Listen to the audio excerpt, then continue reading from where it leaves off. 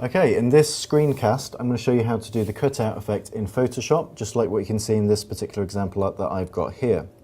Now, the first thing you need to do is go into Google. So when you launch your browser, go into Google and you need to put in a couple of keywords. I've put in man, suit and fashion, and that hopefully will give me a fashionable shot of a man in a suit. I've chosen this one. Don't forget to do the full-size image. Don't take the thumbnail, take the full-size image. And you need to right click on it and do a save image as. Now for your project, you're going to save this in either your My Pictures folder or wherever it is that you're saving your projects. I'm going to put this on the desktop because that's where I'm going to put mine. Click on save, and I'm going to close down my browser for a little while, and I'm going to go into Photoshop. The first thing you're going to do is go File, Open, and navigate to wherever it is that you saved your file. I saved mine on the desktop, so I'm going to click on this one and I'm going to click Open. I'm going to put this guy to the right. Now what I need to do is create a canvas, and by doing that I'm going to do File, New. I'm going to change the custom preset. I'm going to go to International Paper and I need A4. So I'm going to make an A4 piece of paper. Make sure it's in RGB color and it's an 8-bit, and make sure you've got a white background. I'm going to rename this one, and I'm going to name this Magazine Cutout, because that's what this one is, and I'm going to click on OK.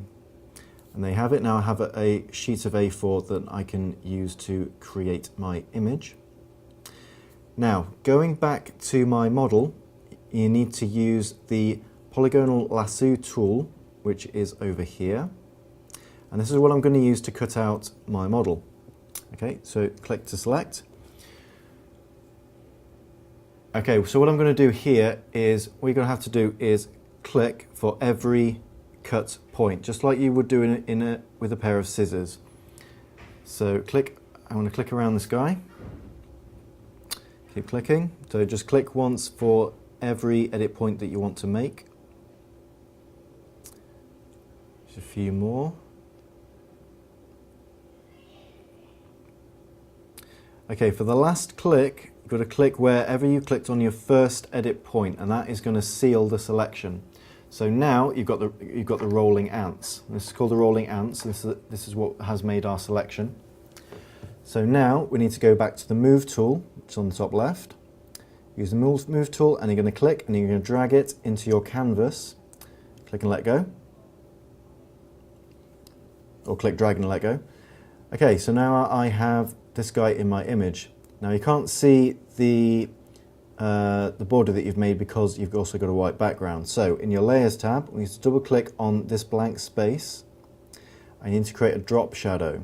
You can always see a slight drop shadow on the left. I'm going to change the color of it by clicking here, changing it to red.